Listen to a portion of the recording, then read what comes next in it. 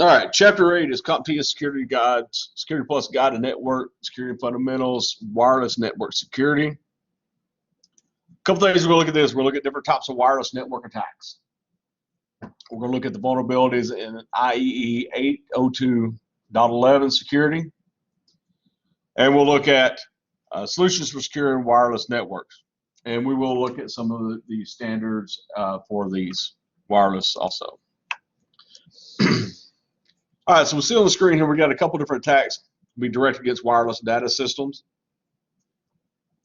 So we have Bluetooth attacks, near field communication attacks, NFC attacks, radio frequency identification systems, RFID systems, and also wireless local area network attacks.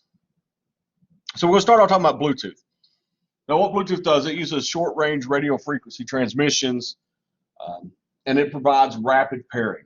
So everybody's, I'm sure, is familiar with Bluetooth. You know, if you have the AirPods or the Bluetooth enabled device, the hearing device on your, and you can connect it to your phone. A Bluetooth mouse, something you may use, a wireless mouse, is going to use Bluetooth technology. This is called a personal area network technology, because what it is, they have to be in range of each other. So you think of yourself then as like your personal area. So the network is really short ranged. So this happens when two Bluetooth devices come within range of each other. This PicoNet.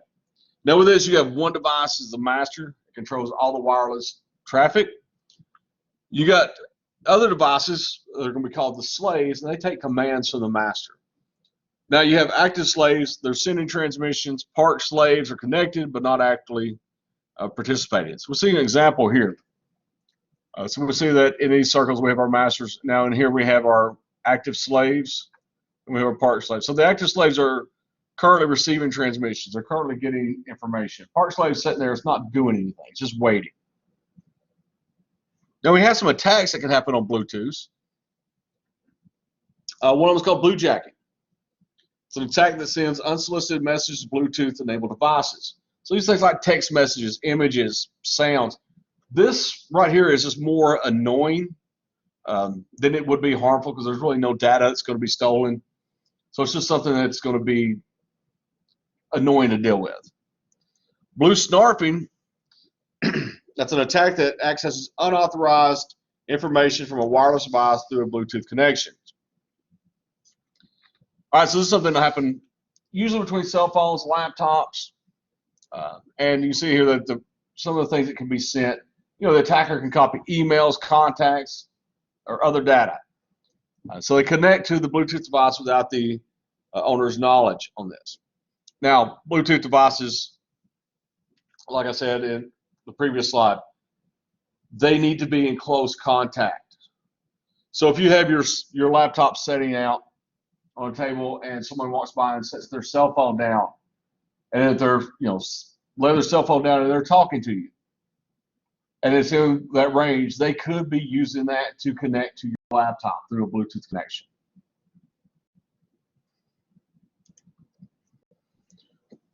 All right, near field communications, NFC. That's a set of standards used to establish communications between devices in close proximity.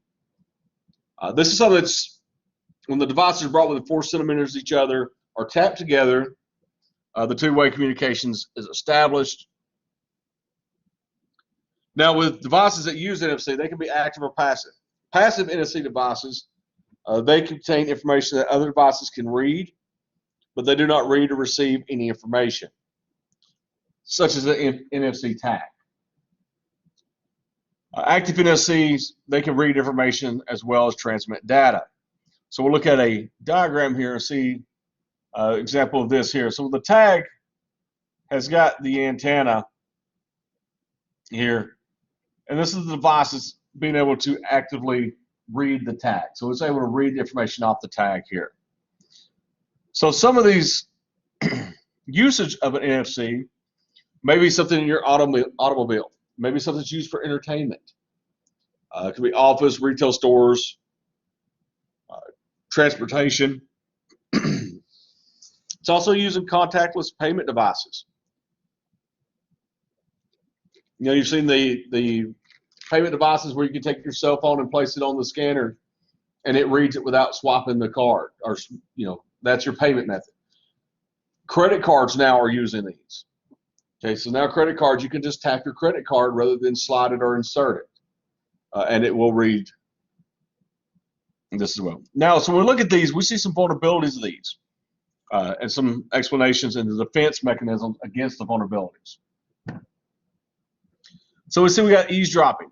That's where unencrypted NFC communications between a device and terminal can be intercepted and viewed. All right, so the defense is, once again, because they have to be in close proximity, they have to be really close to you to pick up the signal. So the defense of this is to remain aware of their surroundings while making a payment. Data theft. It's where the attacker can bump a portable reader to a user's smartphone in a crowd to make the NFC connection and steal payment information stored on the phone. You can turn off the NFC on your devices. So if you're going to a large crowd that fits this, turn off this ability to use the NFC. Man-in-the-middle attack. So the attacker can intercept the NFC communications between the devices and it forwards a fictitious response. Now, you can set this once again on defense. You want to make sure that your device is set so that it can only send in the parent, so one can only send what the other receives. And of course, you got device theft. So that's where the thief is going to steal your smartphone. He's going to steal your, in this case, credit card. So they have it, then they can use it later on. So the defense of that is protect it with passwords, strong PIN numbers. All right, RFID. All right, this is something that's commonly used to transmit information between devices such as like the employee identification badges, inventory tags, book labels. It's something that's going to, a tag that's going to be read by a proximity meter. This may be something like, for example, if you go to Florida, if you're going through Orlando, they have toll roads, and you can buy a prepaid pass, and all it is an antenna. It's a tag that sticks onto your windshield, and when you go under, the proximity reader reads the information off that.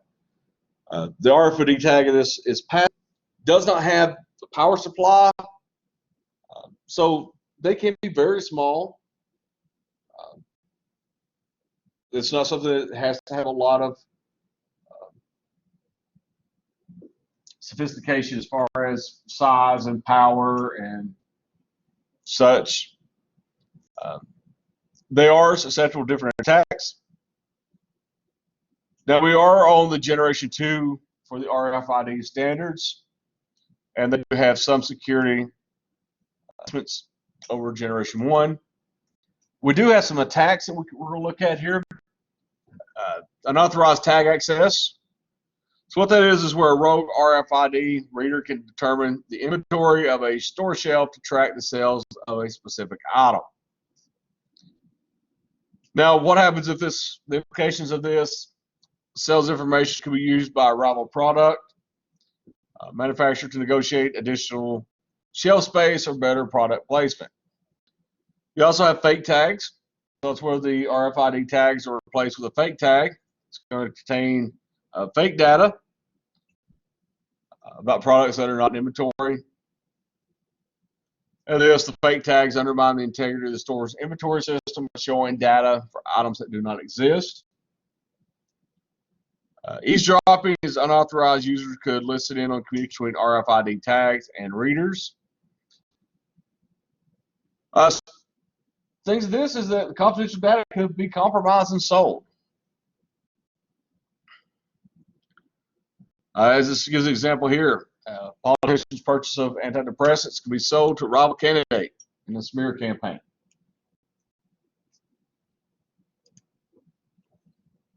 So we look at wireless networks or wireless local area network attacks. Okay, WLAN is designed to replace, supplement a wired LAN. Now, when we look at this, we're going to look at the history and specifications of the IEEE WLANs, hardware that we need for a wireless network. Look at different types of WLANs attacks. It's going to be directed at enterprise and home users.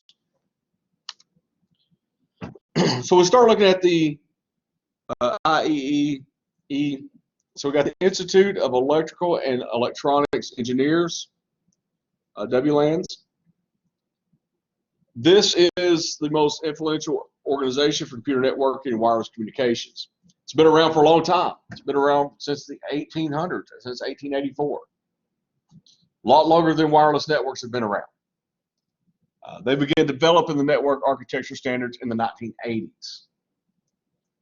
In 1997, they released EE 802.11, which is the standard for wireless local area networks. Higher speeds of 5.5 megabytes per second, and 11 megabytes per second were added in 1999, and that was called IEEE 802.11b. The 802.11a specifies maximum rate speeds of 54 megabytes, and it uses the 5 gigahertz spectrum. All right, so we got some different updates going through these. 802.11g, it preserves stable and widely accepted features of the 802.11b. Increased data transfer rate similar to the 802.11a. 2009, they ratified 802.11n, which improves speed, coverage areas, resistance interference, and stronger security. 2014, they went up to 802.11ac. All right, so this chart here, I'm not going to go over through each one of these, but this gives you the frequencies, the maximum data range, rate, indoor range, outdoor range, and then the date that it was ratified.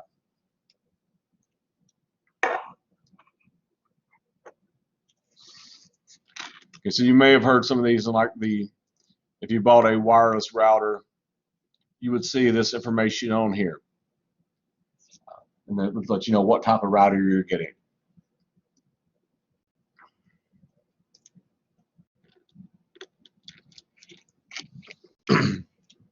Now, to have a wireless network, you do have to have certain hardware.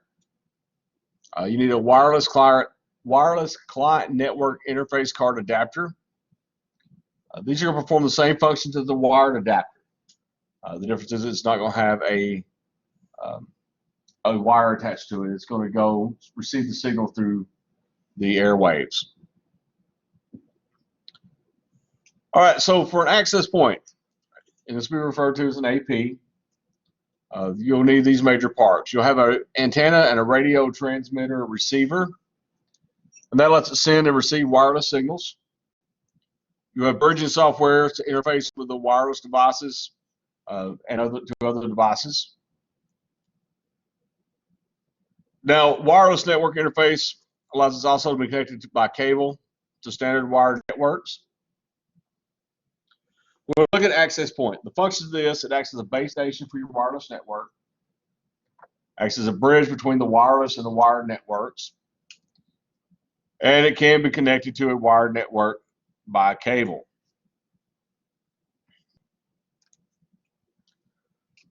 So we see examples here of an access points in the WLAN. So we see the access point located here, and it's picking up the signal from the wireless devices. Once again, though, this can be connected to a wired connection.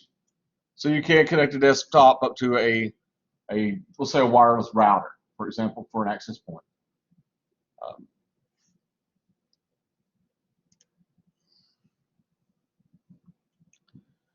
When you have a WLAN using a AP, it's operating in infrastructure mode.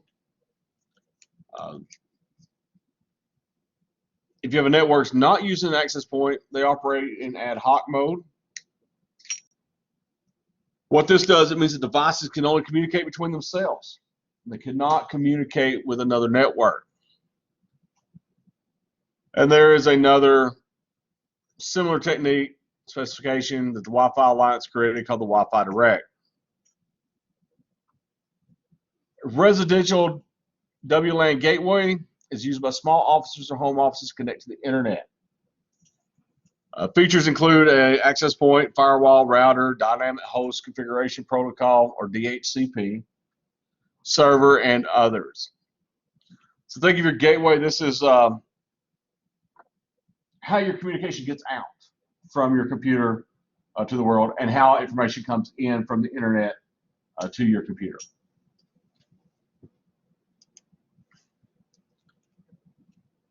All right, so we're looking at a network. We've got a well-defined boundary. It protects data resources. The boundary is known as the hard edge. Now, when we introduce WLANs enterprises, that's going to change to a blurred edge. We do have a type of wireless attacks that we're going to look at: rogue access points, evil twins, intercepting wireless data, wireless replay attacks, and denial of service attacks. All right, so this is an example of a hard edge. As you can see here, we have the internet, and it's coming into our firewall. So everything has to come in through that firewall. That's our hard entry point. We have that one entry point, and then from in there, it goes in through the rest of the network. When you look at a blurred edge, we can see in here, we still have that hard edge here. We still have the firewall. Where we have the blurred edge is on the outside.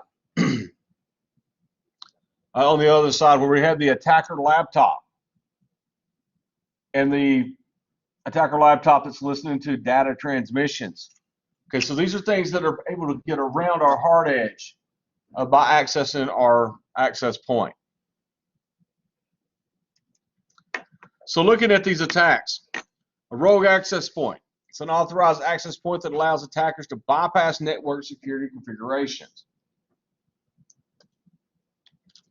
This is something that's going to usually be set up by an insider, an employee is going to set this up. Maybe set up behind a firewall, so it's open the network to attacks. And we'll look at those in just a second. An evil twin is an access point set up by an attacker. Attempts to mimic an authorized access point. And the attackers capture transmissions from users to an evil twin access point. All right, so we'll look at the screen here. This is rogue access point and evil twin attacks. So once again, we have our access point. We've got our blurred edge. So they're able to come in and access this. Excuse me. So we have our attacker laptop. They've set up a rogue access point, which is bypassing the security here of the firewall, and it's allowing information to go into the network that may not be desirable network traffic. It may be something that the malware is being injected.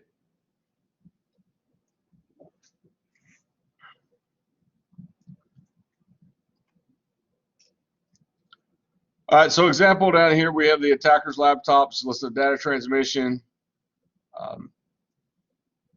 This one here is running the rogue. It's our software based off the rogue access point. So connect the network through the laptops, through the rogue AP. Got an evil twin set up here. Now, in this one, it's set up so that if somebody is trying to actually log into the correct one, it's set up to mimic it. So they're connected to the wrong router, the wrong access point.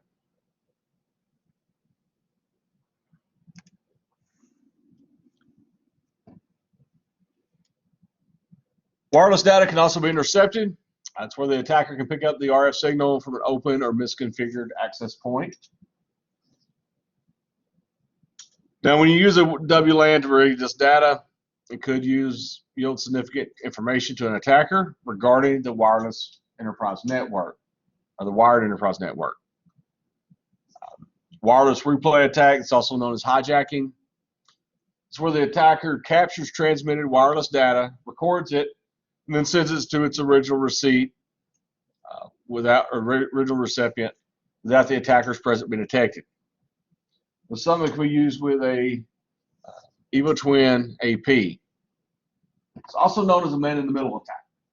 Okay, so what you have here, we'll go back one slide. So we have here this Evil Twin. So they could be thinking they're connected to this, or even to the rogue access point, but it's sending on the data to where it's actually going. So let's say that they're connecting, and they're going to send it to the corporate laptop here. This attacker's laptop has set up this, or the attacker set up the rogue AP or the Evil Twin. This guy connects to the Evil Twin. All the information he's sending is recorded because it's flowing through this access point here and then flowing into the correct place. So then it's still getting routed to the correct destination.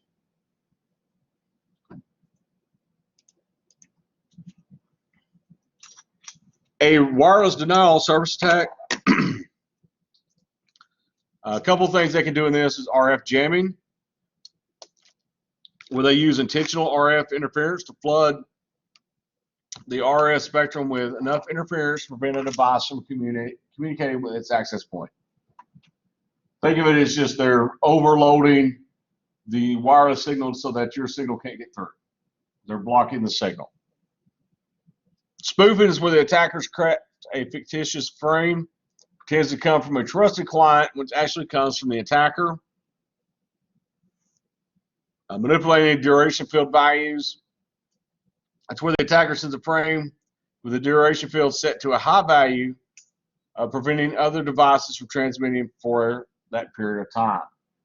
It's basically saying, hey, I'm going to lock this access point up to where nobody else can use it for this amount of time. Now, we also have attacks that happen not only at companies, but also at your home attack. And the wireless home attacks are usually because the users fail to configure any security on their home networks.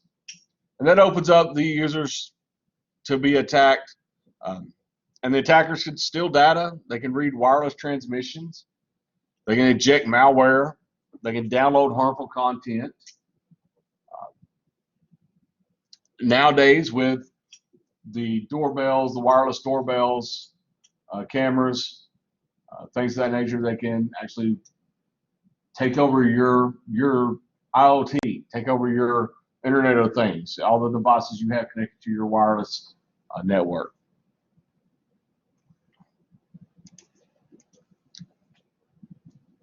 All right, so we've got some standards set for our wireless security.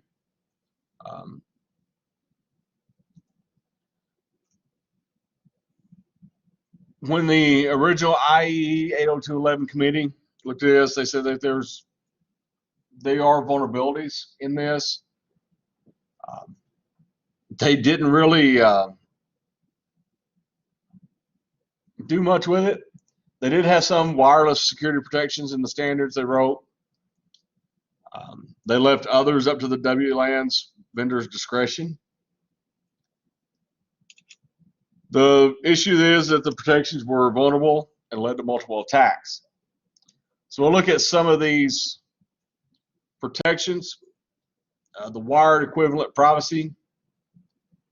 Security protocol designed to ensure that only authorized parties can view transmissions.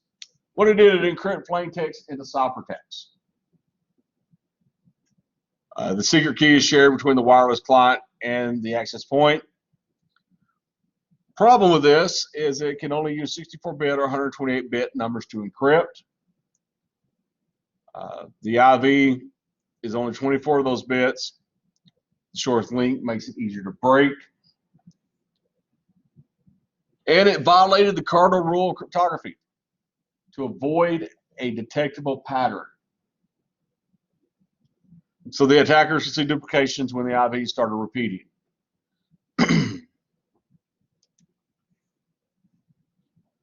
Wi-Fi protected setup. This is a optional means of configuring security on WLANs. They got two common methods for this. You have a pin method, which with that you put a pin printed on the sticker of a wireless router, or it's going to be displayed through Software Wizard. So then the user enters the pin and the security is automatically going to be configured. You also have push button method, where the user pushes a button and security configuration takes place. So this allows you to communicate between the two devices where you push the buttons on both devices. Now there are some design and implementation flaws. There's no lockout limit for entering pins. The last pin character is only a checksum. And the wireless routers report the vitality of the first and second halves of the pins separately. Validity. Excuse me, my throat's killing me today. All right, you also have MAC address filtering. This is a method of controlling the WLAN access, and what it does, it limits the device access to a access point. Now, media access controller is the MAC address. And the filter for this is used by nearly all wireless access point vendors, and it permits or blocks devices based on the MAC address. The vulnerabilities is that the addresses are exchanged in unencrypted format. So the attackers, they can see an address of an approved device and substitute it on his own device. And also managing a large number of addresses is challenging. So we see a look at a MAC address here. And on the next screen, we'll look at the MAC address filtering in here, where you can type in the MAC address and add it to the station's list.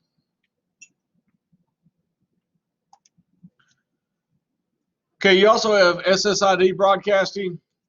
SSID is the service set identifier. It's where the user supplies network name of a wireless network, and it's usually broadcast so that any device can see it. Now you can set this where the broadcast can be restricted. And some of these names get very creative. You know, if you have your mobile device and you look for available networks at certain places, you'll see all kinds of cool, interesting things pop up for network names. You'll usually see somebody that has something about FBI van or FBI surveillance van or something like that. All that is somebody has named their wireless network that. So it's broadcasting at SSID. But you'll see all kinds of stuff that people get creative when they're naming their network. So you can set these up once again to where it doesn't broadcast that, so you have to know the name of the network to try to connect to it. Now it does have, it's a weak degree of security doing that, and it has limitations. It can still be discovered when transmitted in other frames. It may prevent users from being able to freely roam from one access point coverage area to another.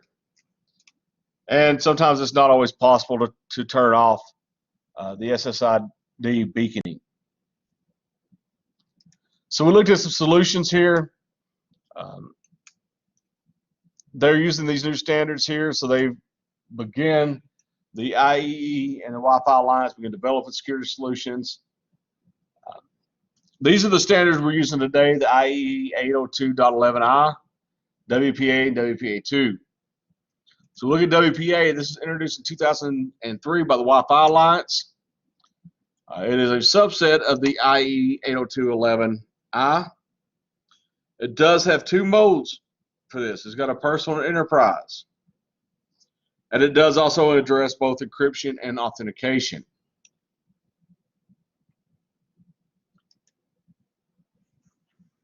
We have the temporal key integrity protocol. The TKIP encryption. This is used in WPA. It's used a longer 120-bit key than the WEP. It's dynamically generated for each new packet, and it includes a message integrity check that's designed to prevent the man-in-the-middle attacks. You also have a PSK authentication, and this is authentication for the WPA personal. So what this does is, so after you configure your AP device, the client devices must have the same key value entered. Key is a shared prior to communication taking place. Uses a passphrase to generate an encryption key. And with that, it must be entered on each access point and wireless device in advance. And once it does, the device that has that secret key is automatically authenticated by the access point. Now, we do have some vulnerabilities still in the WPA. So the key sharing is done manually in this, without security protection. Keys must be changed on a regular basis, and they must be disclosed to guest users.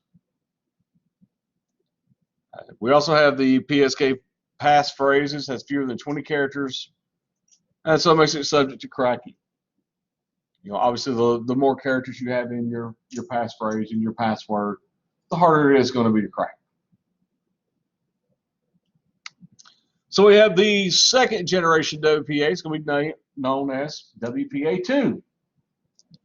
This was introduced in 2004, and it's based on the final IEEE 802.11i standard.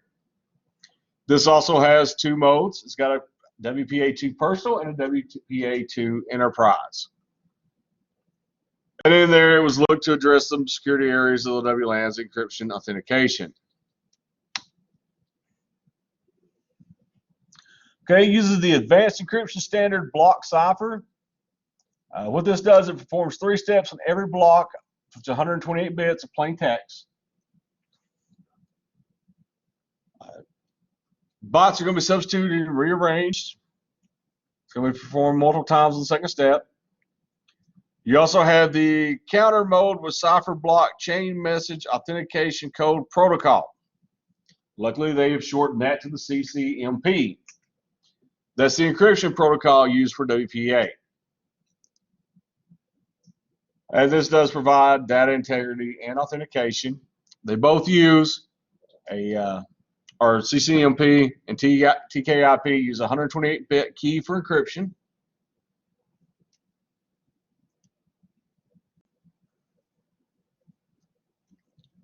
For authentication, the IEEE 802.1x authentication. This is something that was originally developed for wired networks. It's got greater deal of security because it has port-based authentication and blocks traffic on a port-by-port basis until the client is authenticated. So we see here one, the supplicant asks to join the network. So it goes to the authenticator. The authenticator says back to ask to verify its identity. So then there it's going to identify its identity. Once the authenticator gets it, it's going to send it. It's going to send the identity to the authentication server. The authentication is going to verify the identity, and then it's allowed to join the network.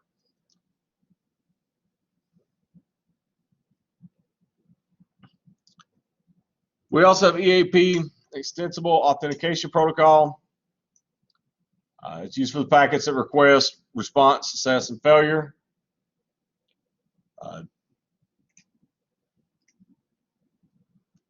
It simplifies deployment of the 802.1x by using Microsoft Windows logins and passwords. It creates an encrypted channel between the client and authentication server. So we have a few more EAPs that we can look at here. And then we're going to look into some more wireless security protocols, protections. So these are steps that we can take to protect ourselves from rogue access point system detection. using the correct type of access point, the access point configuration settings, and the wire's peripheral protection. All right, rogue access point discovery tools. You got 4 types of wireless probes that can monitor airways for traffic. You got wireless device probes, desktop probes, access point probe, and dedicated probe. Now what this does is once it finds a suspicious signal, it's going to be send that information to a centralized database. So then there, the WLAN management is going to compare it to approved access points. And any device that's not going to be found in an approved list is going to be considered a rogue access point. So we got some different types of access point types that can be divided into fat versus thin, control versus standalone, captive portal access points. So we'll look at fat versus thin access points first. So we have anonymous access points have the intelligence required to manage networks, manage wireless authentication, encryption, and other functions for the wireless devices they serve. These are called fat access points. Thin access points, they do not contain the management and configuration functions that the fat access points do. Controller access points, they can be managed through a dedicated wireless LAN controller. That's a single device that can be configured, and settings are automatically distributed to all controlled access points. Some advantages of this, the handoff procedure is eliminated because all authentication are performed on the wireless network or wireless LAN controller.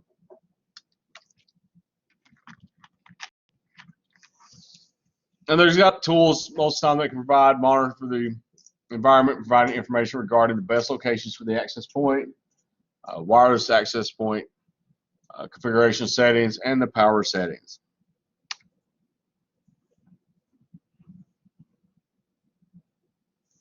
So we see here we have a WLAN controller, controller access points here. So they're able to connect through to that. All right, captive portal APs. They use a standard web browser to provide information. In this, they give wireless users the opportunity to agree to a policy or present valid login credentials.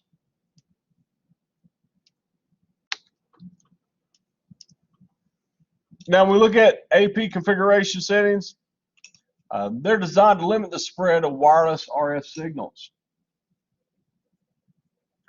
So they're set up so that we only have the minimum amount of signals going to span past the physical boundaries of the enterprise to be accessible to outsiders. Basically, we're limiting the range so that we can keep access where we need it. Site surveys are in-depth explanations and analysis of wireless LAN sites. Like I said, we can adjust the signal strength settings so that we reduce the power so that we have less of the signal going outside.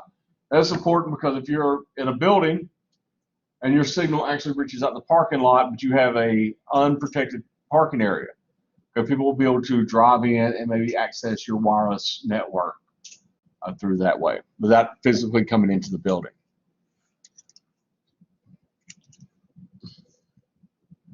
All right, the spectrum selection, which gives some access points the ability to adjust frequency spectrum settings. It's made to include the frequency band, channel selection, and the channel width.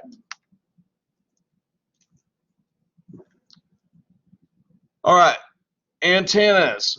So access points should be located near the center of the coverage area. Place high on a wall to reduce signal obstructions and deter theft. And they should be positioned so that a minimum amount of signal reaches beyond the security perimeter of the building if possible. All right, so same with the wireless mice, keyboards. Those are common peripherals use wireless technology.